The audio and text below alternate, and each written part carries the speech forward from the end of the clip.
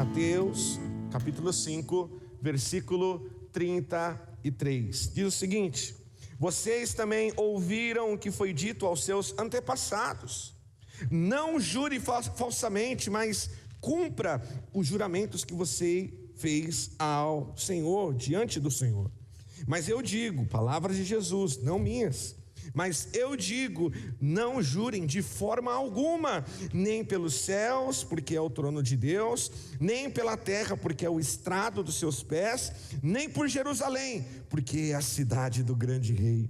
Não jure pela sua cabeça, pois você não pode tornar branco ou preto nenhum fio de cabelo. Quando disserem sim, que seja realmente sim. Quando disserem não, que seja não. O que passar disso vem do maligno. Amém? Conta-se uma história de um menino muito arteiro. Sabe aquela criança arteira, traquinas, como diz os mais velhos? Aquela criança tentada, que com certeza tem nome bíblico. Eu posso falar com propriedade. Meu filho é Felipe, né? Mas aquela criança que não para quieta, sabe? Conta-se a história de um menino muito arteiro, uma criança muito traquina, que morava numa cidade pequena, numa cidade simples, e que num determinado dia houve um estalo na mente daquela criança: eu vou atazanar a vida dos meus vizinhos. Coisa maravilhosa, né, de se fazer. E ele não pensou em sair tocando as campainhas na sua rua, não. Ele teve um plano muito pior. Ele do nada... Sabe quando tem o anjinho e tem o diabinho? No dele tinha os dois diabinhos, não tinha nem um anjinho para falar, não vai não. Do nada aquele menino, ele decide sair pelas ruas gritando: socorro, socorro, a minha casa está pegando fogo. Naquele mesmo instante, muitos vizinhos saíram para o lado de fora. Ficaram preocupados, ouviram os gritos daquela criança aterrorizada, com medo de tanta coisa que estava acontecendo. Então eles correram para a rua. Alguns foram até a casa do menino, outros ligaram para um bombeiro. E quando chegaram finalmente diante da casa daquela criança, a casa estava intacta, não tinha acontecido exatamente nada. Os vizinhos ficaram sem entender o que estava acontecendo. É claro que todo mundo ficou: o que está acontecendo? O menino, ao ver que todos os vizinhos estavam ali, sem compreender, ele começa a gargalhar e fala: enganei todos vocês. Passa-se mais alguns dias, de novo aquela criança que não tinha nada para fazer, não tinha uma lição de casa em casa, meu Deus do céu. Ele fala: vou fazer isso de novo. E ele sai pela rua gritando: socorro, socorro, a minha casa está pegando fogo, a minha casa está pegando fogo. De novo os vizinhos ouviram isso. Quem não vai acudir uma criança que está gritando? A família está presa dentro de casa, um incêndio. Os vizinhos saíram para a rua, outros ligaram novamente para o bombeiro, foram até a casa daquela criança com baldes de água na mão. Quando chegaram lá, de novo, a casa estava intacta e a criança gargalhava, ria na cara dos vizinhos, porque olha, de novo eu enganei vocês. Só que num determinado dia, aquela criança estava brincando na garagem que dava acesso à casa. E brincando ali com as coisas que estavam na garagem, ele esbarrou sem querer na bancada de ferramentas do pai. E ao esbarrar na bancada de ferramentas, ele derramou um galão de gasolina no chão. E não só isso, as ferramentas, quando caem no chão, criam uma faísca e se inicia um pequeno foco de incêndio. Aquela criança já começa a ficar pensando: o que aconteceu, o que eu fiz? E ele começa a se desesperar ali, está pegando fogo agora de verdade. E ele tenta trazer joga um copo de água, ele tenta jogar alguma coisa em cima e só vai crescendo aquele fogo, crescendo. Os pais que estavam dentro de casa, eles não estavam nem vendo. Deixaram a criança ser criada sozinha aí na rua. Eles não viram e o fogo começou a tomar proporções enormes. A criança faz aquilo que todo mundo faria: sai gritando pela rua, dizendo: socorro, socorro, a minha casa está pegando fogo. Só que naquele dia, naquele instante, ninguém saiu de casa.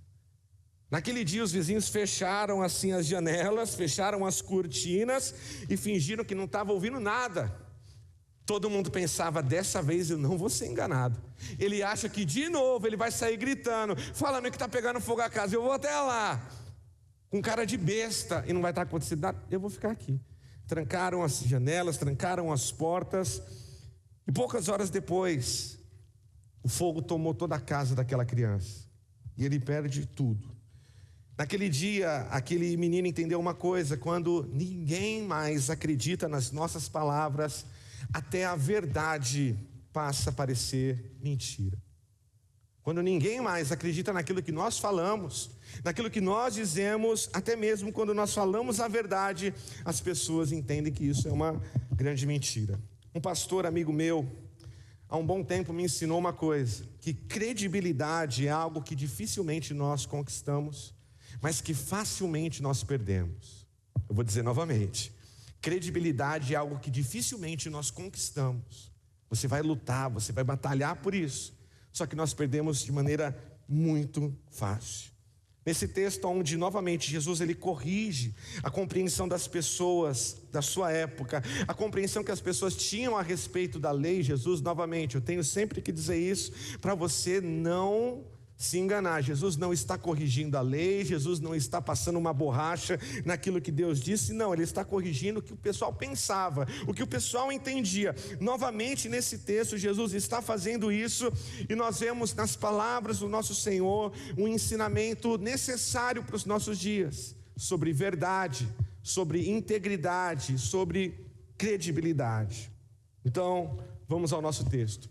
Eu sei que quando nós lemos rapidamente esse texto de Mateus capítulo 33 em diante, a gente pode pensar que Jesus está proibindo todo tipo de juramento.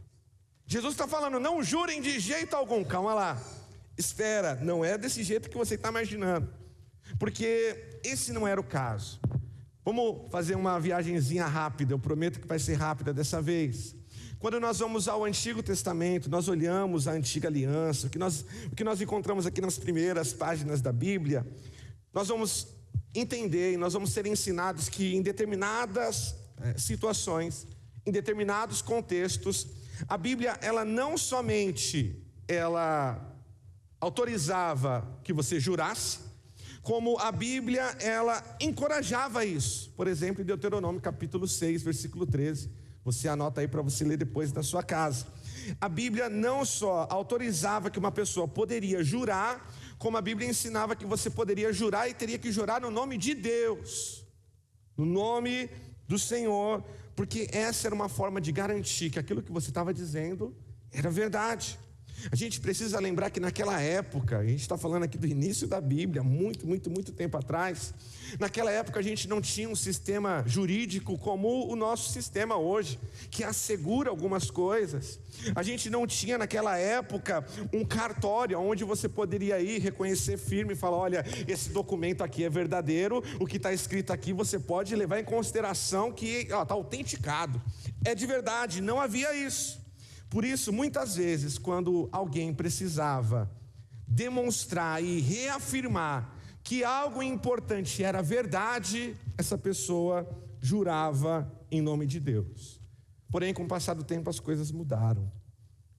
Eu tenho certeza que, se você já percebeu algo aqui em Mateus capítulo 5, é que as coisas mudam. Aquilo que Deus falou é compreendido até mesmo no primeiro momento, só que as pessoas vão alterando, vão mudando a forma daquilo que Deus diz, colocam palavras na boca de Deus e aí vira uma bagunça.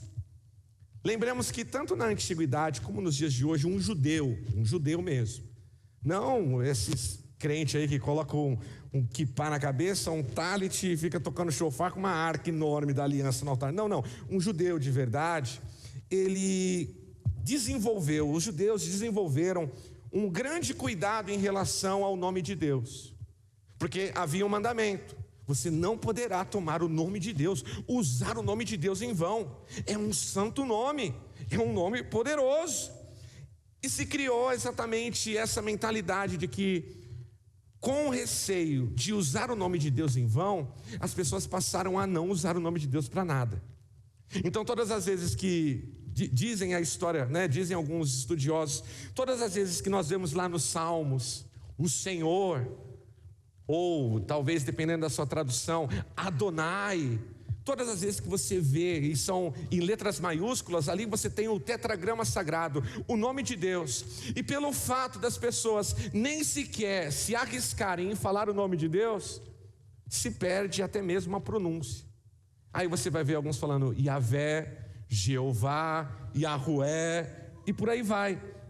O que acontece é que os judeus, eles tinham tanto temor, e depois passou até ser um medo de usar o nome de Deus, que mesmo que a palavra de Deus, que mesmo que a lei desse permissão para alguém jurar em nome de Deus, eles falavam assim: peraí, jurar em nome de Deus não, porque o nome de Deus é um nome santo, ainda mais se for algo bobo, ainda mais se for algo qualquer, sabe? Criançada estava brincando lá na rua, daqui a pouco vem um e fala assim: ó, sua mãe está te chamando para comer. Aí outra criança fala assim: não tá, olha, eu juro. É coisa boba, você não vai usar o nome de Deus. O que acontece? Aquelas pessoas começaram a encontrar substitutos para o nome de Deus. Então, se usar o nome de Deus é algo tão temeroso, é algo que traz certo temor, e eu não quero quebrar um mandamento, vou fazer o seguinte: ao invés de usar o nome de Deus, eu vou encontrar algo que substitua, algo que está próximo a Deus. Então as pessoas começaram a jurar, por exemplo, pelos céus. Eu juro pelos céus que isso é verdade. Ou começaram a jurar pela terra, a terra que Deus criou. Olha, é verdade o que eu estou dizendo. Alguns até associavam a cidade de Jerusalém. Eu juro por Jerusalém. E começou a distorcer, porque o medo que se tinha de usar o nome de Deus, agora você usa substitutos. Eu não vou usar o nome de Deus porque vai que eu não cumpro, porque vai que o que eu estou falando não é aquela verdade. Se começou a criar essa mentalidade de que, pelo fato então de eu não usar o nome de Deus, pelo fato de eu jurar por Jerusalém, pelo fato de eu jurar pelos céus, não é tão sério quanto jurar pelo nome de Deus. Se eu usasse o nome santo de Deus, isso traz um peso. Isso vai me colocar numa situação que eu preciso cumprir o que eu falei. Eu preciso estar falando a verdade. Mas se eu estou jurando pelos céus, será que se eu mentir aqui, jurando pelos céus, Deus ele vai destruir os céus agora? Não, né? É igual aquela pessoa que está dentro, né, tá no subsolo do prédio e fala assim: eu juro, ó, pode cair um raio na minha cabeça. Você fica tranquilo, irmão. O prédio tem para-raio, né? Você fica tranquilo. É claro que não vai cair um raio na sua cabeça, você está de boa. Você até mente, você sabe que você pode fazer isso. Era essa a mentalidade que passou a encontrar, aquelas pessoas absorveram.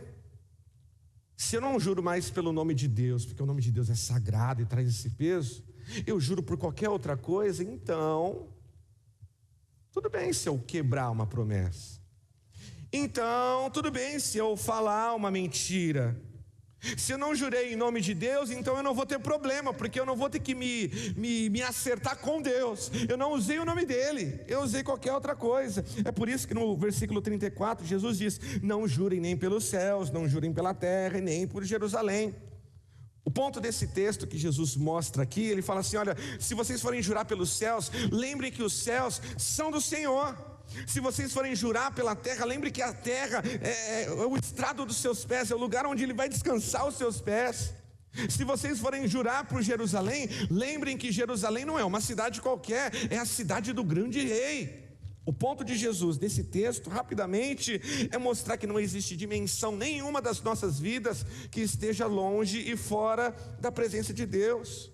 É como se Jesus dissesse: olha, vocês podem até não usar o nome de Deus, e vocês podem até acreditar que por não usar o nome de Deus, vocês podem então jurar por qualquer coisa e descumprir, e falhar com a sua palavra, e perder a credibilidade. Mas tanto os céus, quanto a terra, quanto a cidade de Jerusalém, tudo isso que vocês usam como garantia, pertencem ao Senhor Deus. Não tem como você fugir. Não há como nós fugirmos, porque logo toda a palavra que sai da nossa boca, ela é dita diante daquele que ouve tudo. A gente sempre fala que Deus vê tudo, a gente sempre fala que Deus está em todos os lugares, mas Deus também ouve todas as coisas, Deus ouve todas as conversas, Deus ouve a tudo. Então o ponto de Jesus é esse: Vocês pensam que por usarem substitutos, para não usar o nome de Deus em vão, vocês vão poder quebrar a sua palavra, vocês vão poder mentir, vocês vão poder falhar com aquilo que vocês estão dizendo? Olha, vocês estão enganados, porque até mesmo aquilo que vocês estão usando como garantia é algo que pertence a Deus. O problema desse texto não é o juramento em si, mas o fato de que as pessoas haviam se tornado incapazes de sustentar a própria palavra. O problema não é o juramento. Jesus não está falando assim, nunca diga, eu juro. Não, fica tranquilo. Você já começa a pensar, nossa, eu falei isso hoje. Falei para o meu marido, falei para minha esposa, falei para o meu pai, para minha mãe, olha, eu juro. Não, o problema, Jesus não está falando sobre isso, não, fica tranquilo. Jesus está falando de pessoas que perderam o compromisso com as suas palavras. Pessoas que perderam o compromisso com a credibilidade. Quando Jesus ele olha para aqueles que fazem parte do seu reino, ou seja, nós, amém?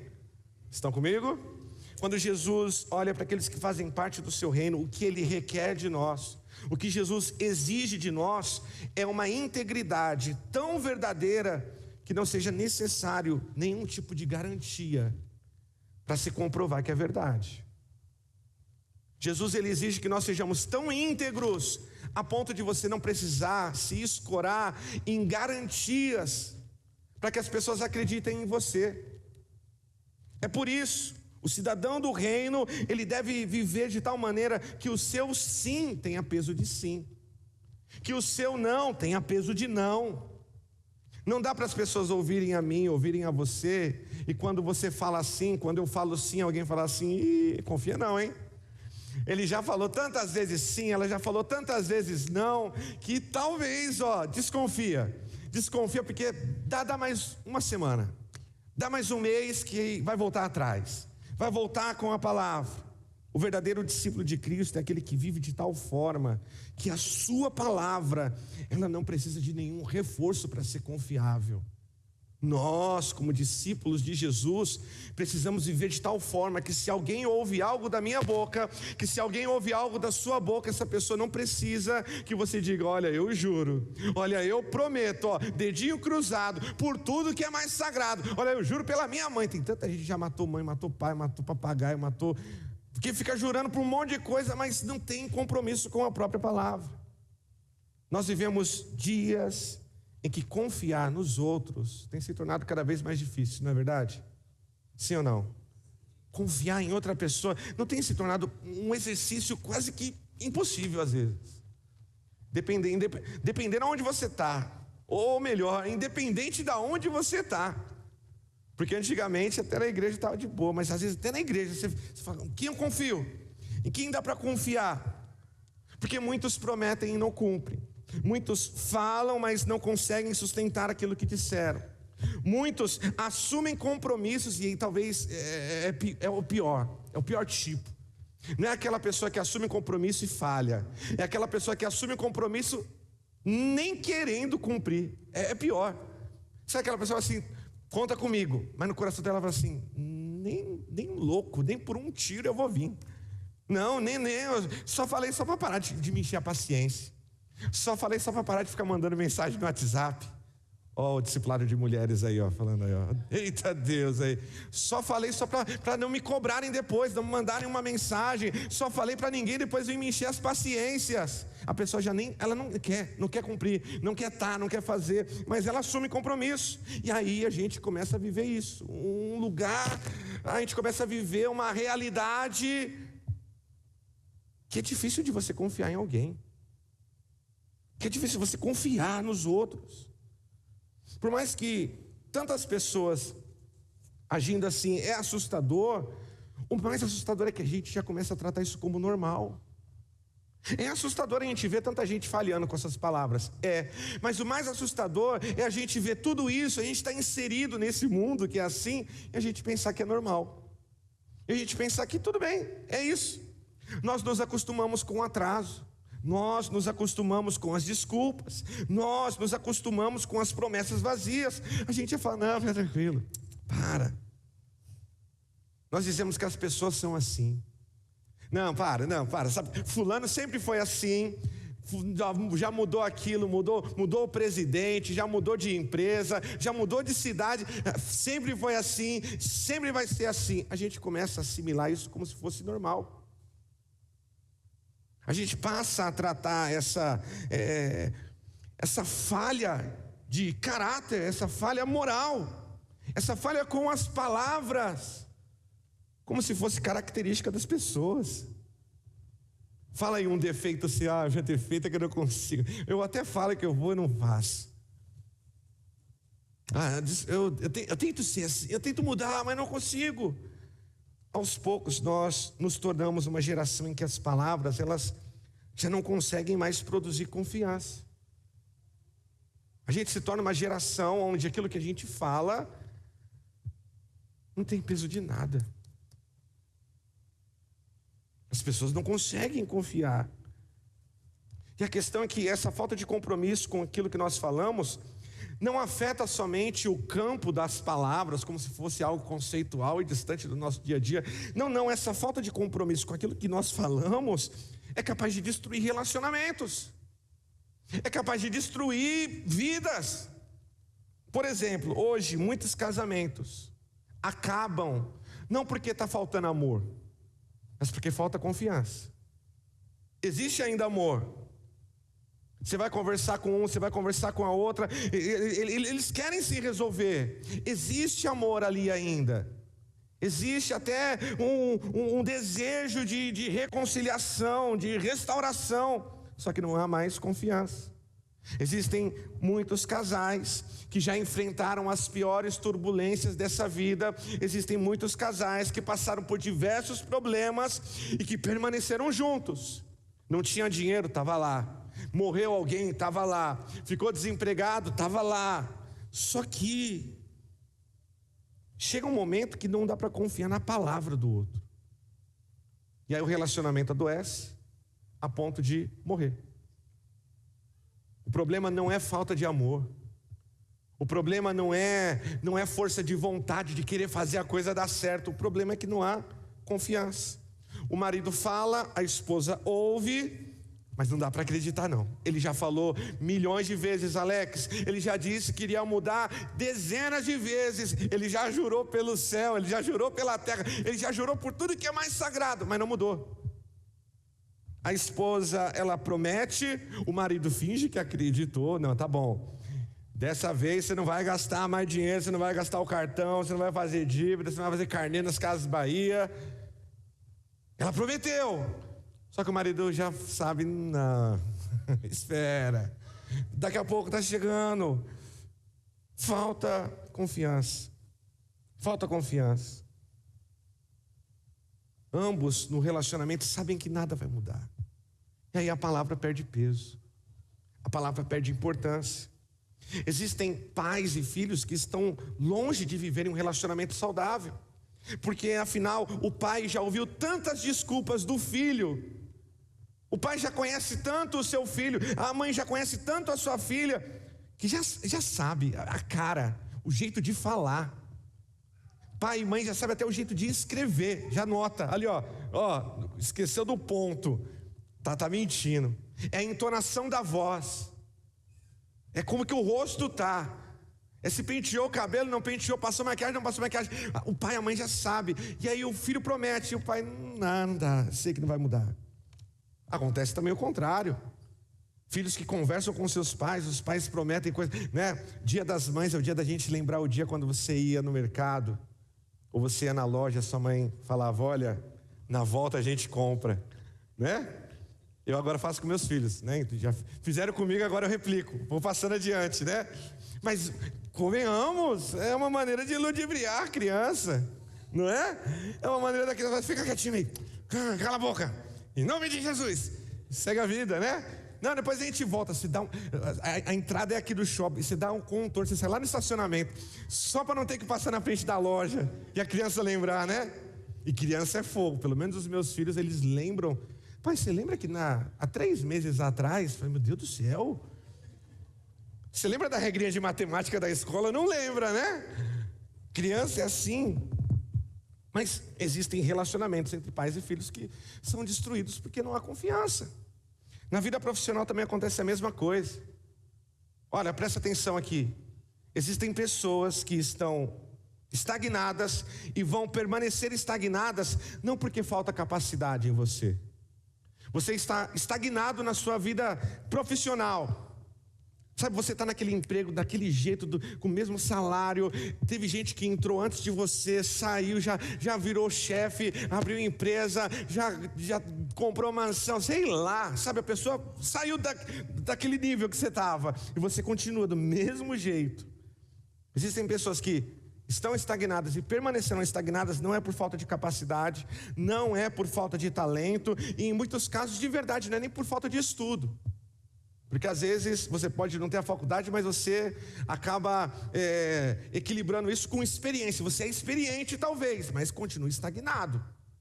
E aí você fala assim, não é capacidade, não é estudo, não é talento. O problema é que as pessoas não confiam. O chefe, o patrão, o diretor, ele vai procurar alguém para subir de cargo, para gerenciar agora uma nova equipe, para estar à frente de um novo projeto na empresa. E aí ele começa a ver os funcionários e fala, quem eu posso contar?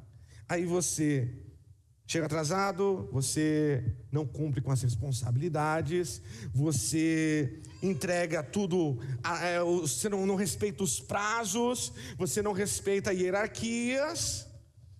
E aí você vem para a igreja e você acha que se você dá o dinheiro na igreja, aí Deus vai falar, nossa, eu estou feliz com ele, mesmo que ele está vivendo uma vida que não tem nada a ver comigo. E aí Deus vai te abençoar. Você acha que vai acontecer? Não vai. Não vai, não vai. O problema não é capacidade, não é falta de talento. O problema é que ninguém confia em você. Não dá para confiar. Será que você vai dar conta dessa responsabilidade? Será que você vai dar conta de cuidar disso? O pouco. A Bíblia, como diz, né? A Bíblia ela é mais atual do que o jornal que vai sair amanhã. As notícias que vão sair amanhã, lá no portal de notícias, lá da internet. Porque o próprio Jesus nos ensina, olha, se você não consegue ser fiel naquilo que é pouco, como você acha que você vai ser colocado no muito? E a gente vem para a igreja achando que pode comprar Deus com tantas coisas. Olha, se Deus não fizer, eu vou parar de fazer a obra, hein? Se Deus não fizer isso para mim, se Ele não me dá o emprego, não liberar lá a causa na justiça, não me abençoar. Só que, irmão, às vezes o problema é que não dá para confiar em você. Ai, Alex, que duro. Dia das Mães, não podia ser um pouco mais leve, irmão? Numa ceia, a gente falou de divórcio, você acha que hoje a gente ia pegar leve? Capacidade, entenda isso, capacidade pode até te abrir portas. O quão capaz você é pode até abrir as portas, mas a falta de credibilidade que existe em você fecha todas elas. Você pode ser capaz, e você vai ter oportunidades, as pessoas vão te chamar, vão te ligar, mas se não tem credibilidade na sua palavra, na sua pessoa, todas essas portas são fechadas na mesma hora, no mesmo instante. Certamente uma das coisas mais tristes nessa realidade que nós vivemos hoje é perceber que essa mentalidade já alcançou a nós cristãos. Não, irmãos, nós não estamos longe desse bolo. Não, nós não estamos em um lugar reservado onde aqui tem palavra, hein? E lá fora todo mundo, não dá para confiar em ninguém. Aqui você confia, não. Infelizmente a realidade é que isso já alcançou a muitos de nós. Nós falamos sobre a verdade, nós pregamos sobre compromisso, nós cantamos sobre fidelidade, mas muitas vezes as nossas próprias palavras não têm peso algum. Eu não sei se você gosta de assistir filme, série. Sabe aquele filme de série policial, que tem tribunal? Eu falo porque eu nunca fui num tribunal no Brasil e nem quero ir. Obrigado. Passo.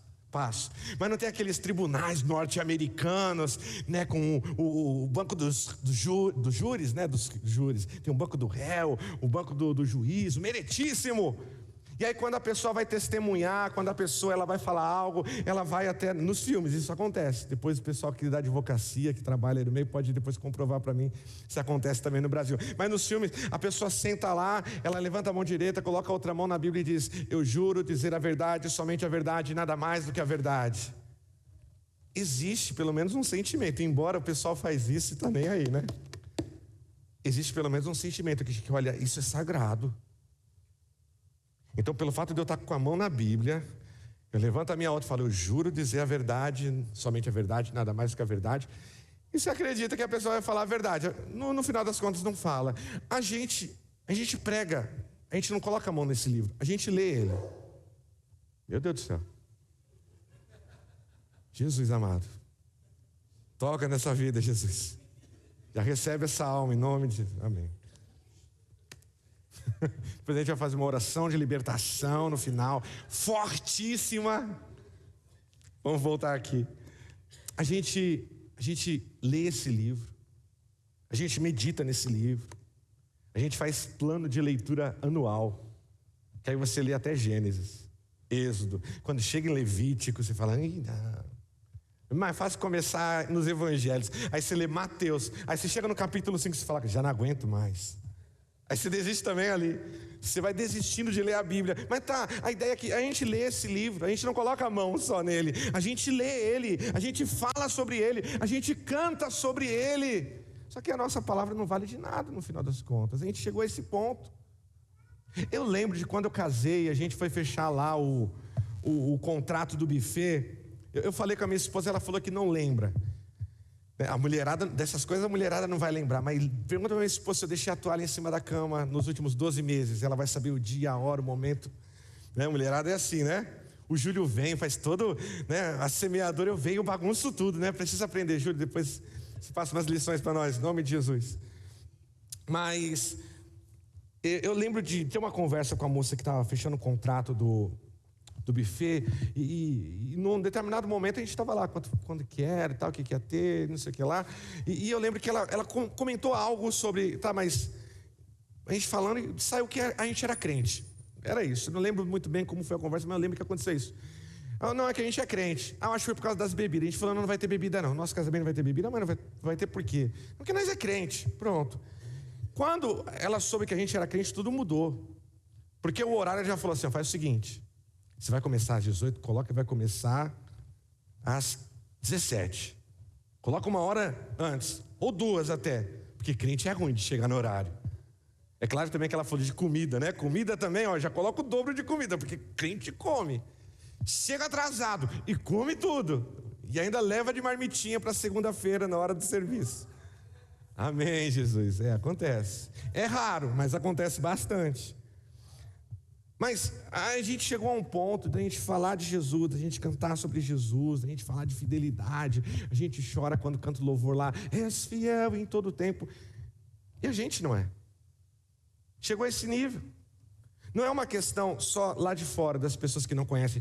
Essas pessoas que não conhecem Jesus, a gente pensa que a gente está num nível melhor que eles, né? Só porque a gente veio para a igreja no domingo. Não, a gente está igual. Nisso, igual.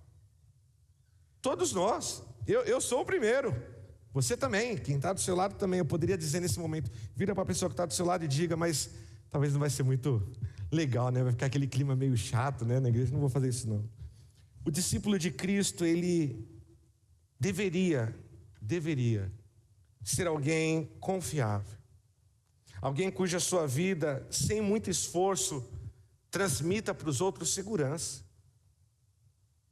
Sabe, você não precisava fazer um malabarismo para a pessoa falar assim: tudo bem, agora eu acredito em você. Não.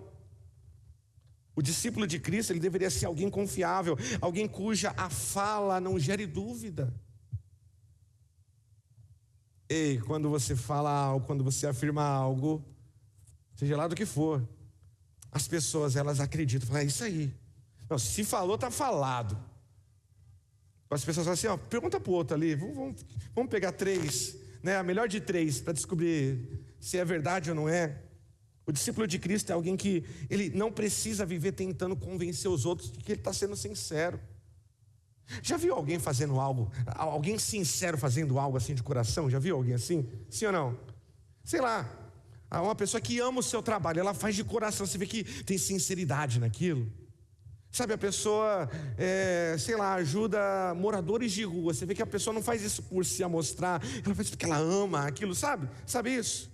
O discípulo de Cristo é aquele que ele não deveria viver tentando convencer os outros de que está sendo sincero no que fala, no que está fazendo.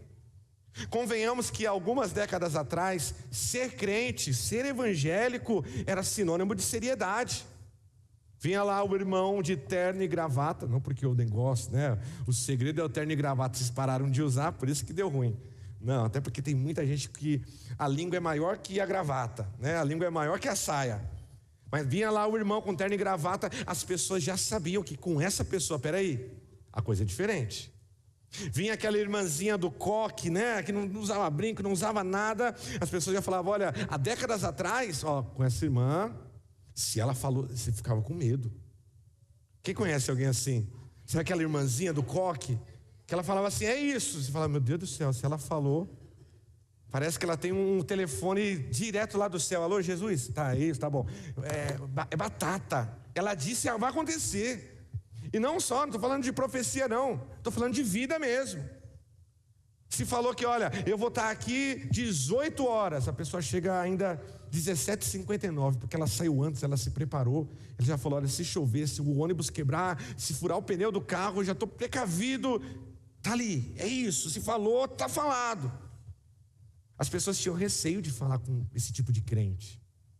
Hoje em dia, irmão, hoje em dia para ser cristão é fácil demais, porque você vem para a igreja no domingo, legal. E às vezes você pode ir até para outras igrejas, né? Eu vou nessa aqui, nesse domingo, porque nessa igreja está a bênção de Deus, na outra igreja está o favor dos céus, na outra igreja está o milagre divino. Então você vai buscando, né? Como se fosse um supermercado. E é fácil, a gente vai para a igreja, a gente posta uma foto legal no Instagram, no Facebook. A gente toma um banho na igreja, né? É o batismo. Mas para muita gente é só banho, porque não muda em nada.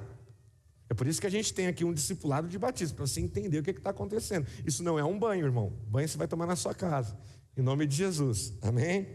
Mas aí a pessoa toma um banho na igreja e pronto.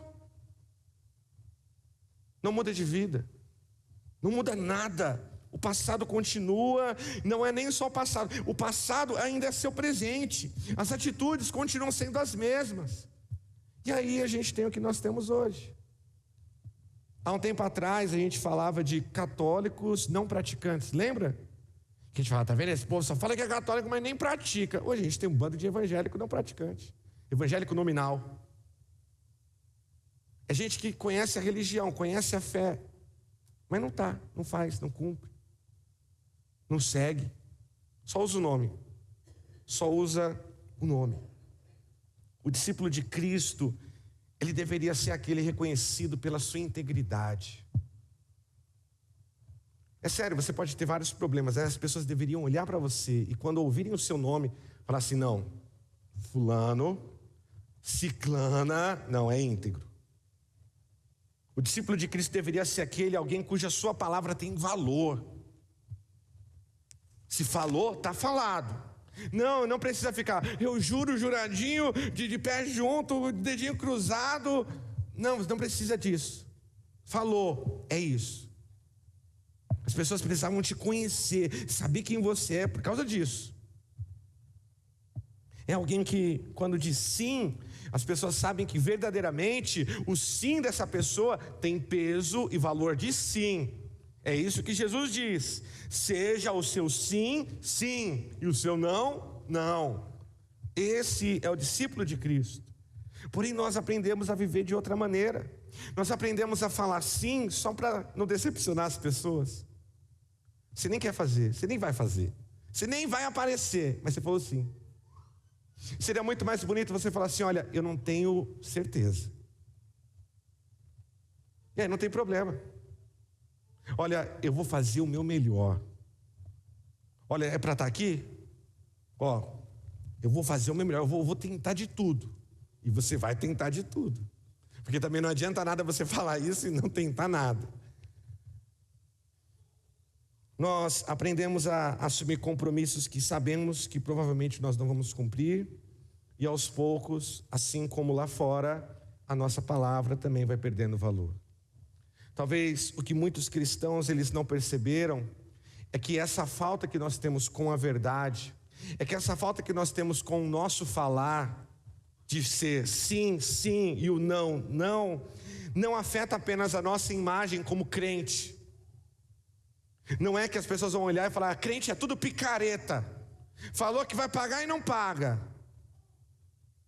Irmão, eu vim de uma igreja muito grande, que tem anos e anos e anos assim, já aí na estrada. Quando fizeram um levantamento de quantas igrejas estavam devendo aluguel, muitas. Falou que vai pagar, tem um compromisso, não paga. A nossa palavra vai perdendo valor. As pessoas já vão te tratando como você falou, tanto faz. Não preciso nem ouvir muito você. Eu sei que você está mentindo. Quem a gente não percebe é que isso não afeta apenas a nossa imagem. Isso também afeta a maneira como nós e como as pessoas enxergam o Evangelho. Como as pessoas enxergam a pregação da palavra de Deus. Porque gostemos ou não, a nossa vida, a maneira como nós vivemos, interfere em muito na maneira como os outros vão nos ouvir falar sobre Deus. A pessoa não consegue confiar que você disse que no dia 23, às 18 horas, você vai estar. A pessoa não consegue confiar nisso. Você vai assim: duvido. Não, deixa chegar no dia, você vai atrasar, não vai vir, nem vem. Só disse que vinha, mas não vai vir. A pessoa não consegue. Você acha que ela vai confiar quando você diz assim: Jesus, Ele é Salvador, Jesus é a resposta para a sua vida? Não, isso também vai ser enfraquecido. Ela pode até entender, é verdade, muita gente já falou isso para mim, mas não tem o mesmo peso, não tem o mesmo valor. Uma das coisas mais tristes é constatar que existem pessoas com dificuldade de ouvir sobre Jesus, de ouvir a pregação. Existem pessoas que têm dificuldade de ouvir sobre Deus, porque primeiro perderam a confiança em quem falava sobre Deus. E isso não é algo reservado para quem está aqui em cima do altar, com o microfone na mão e uma Bíblia na mão, uma Bíblia aberta. Não, até porque o ir e pregar é para todos nós. Você pode, talvez, Alex, eu não tenho tanto estudo, é por isso que a gente vai começar o Descomplicando a Fé no mês que vem. Alex, eu não sei falar muito bem. Alex, eu não sei nem ler muito bem, eu não consegui terminar a escola. Tudo bem. Mas e como você vive? É simples.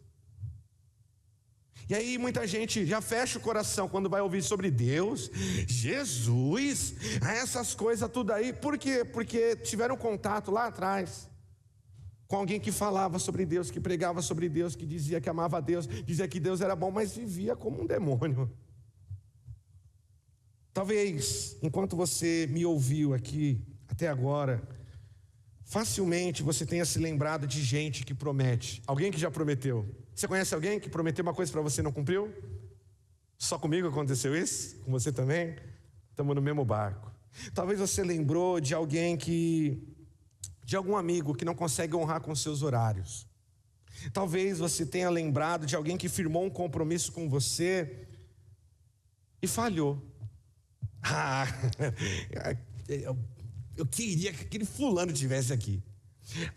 Seria maravilhoso se aquela pessoa ouvisse a pregação. A gente fica: Deus falou, né?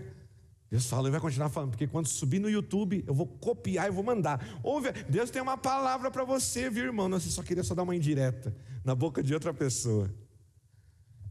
Talvez você lembrou disso. No entanto, a gente precisa ser consciente de que todos nós somos assim, em certa medida. Todos nós somos assim, em certa medida. Tratando-se do Sermão do Monte, você já percebeu, nós estamos aqui há alguns domingos. Nós precisamos trazer à nossa memória que Jesus está constantemente apontando para um problema que não é exterior, é um problema interior. Quando a gente fala sobre o Sermão do Monte, que começa no capítulo 5 e vai até o final do capítulo 7 de Mateus, a gente vai lembrar, porque isso eu vou fazer você lembrar todos os domingos, que Jesus não está tratando apenas de um problema exterior, de algo que as pessoas veem, de algo que as pessoas notam, mas Jesus está tratando de um problema interior. Essa realidade de falhar com as palavras é muito mais uma questão sobre o nosso coração do que sobre a nossa boca. O fato de alguém não conseguir honrar aquilo que fala é muito mais sobre o que está aqui dentro do que o que sai por aqui. A falta de integridade ao falar, a falta de compromisso é algo que revela como nós estamos dispostos a negociar a verdade. O escritor de Provérbios diz que até mesmo, sabe aquele negócio que você faz, você conta aquela mentirinha? Aí a pessoa assim, é brincadeira, brincadeira. A própria palavra de Deus diz que isso é pecado, isso é errado, porque é mentira de qualquer forma. Por mais que você falou que é brincadeira. A falta de integridade na nossa fala, a falta do nosso compromisso com as nossas palavras, revela o quanto nós somos capazes, e quanto nós estamos empenhados em relativizar. O quanto nós somos capazes de parecer íntegros apenas na lataria. Apenas aqui. Apenas naquilo que as pessoas conseguem te ver. É por isso que todos nós temos uma necessidade que só poderá ser suprida em Cristo. Não, ninguém aqui é melhor do que ninguém. Ninguém. Ah, mas eu já tenho 20 anos de igreja, está na mesma. Eu já tenho 40 anos, vou ser jubilado na igreja, está na mesma. Não, mas eu sou pastor, eu sou evangelista. Ah, mas eu sou líder, estamos na mesma. Ah, mas olha, eu estou na igreja, vem bastante, viu? Eu leio bastante, eu ouço muita pregação, ouço muito louvor, estamos na mesma. Todos nós estamos na mesma. É isso que nos faz entender que existe uma necessidade que vai ser suprida, e só pode ser suprida em todos nós, por Cristo. Porque Jesus, Ele não veio apenas para nos salvar e para nos ensinar a verdade. Jesus veio também para nos transformar em pessoas verdadeiras. Pessoas cujas as palavras elas sejam marcadas por alguém que honra com as palavras. Gente que a vida é marcada pela integridade. Gente que é sustentada, as palavras são sustentadas pelo seu caráter. Um caráter que foi mudado por Deus. Um caráter que foi alcançado por Jesus. Gente que não diz algo com os lábios e faz o contrário, porque o coração está longe.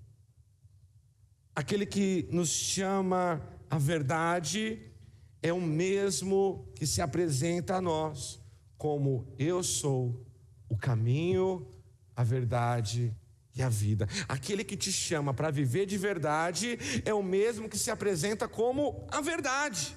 A verdade não é um conceito filosófico, uma coisa que a gente vai ficar discutindo aqui e você não vai entender nada com nada. Não, a verdade é uma pessoa, e essa pessoa é Jesus. Enquanto eu e você, enquanto nós somos capazes de quebrar as nossas promessas, muitas e muitas vezes, enquanto nós falhamos em nossos compromissos, enquanto nós fracassamos nas nossas responsabilidades e nós decepcionamos as pessoas, Jesus é aquele que permanece eternamente fiel.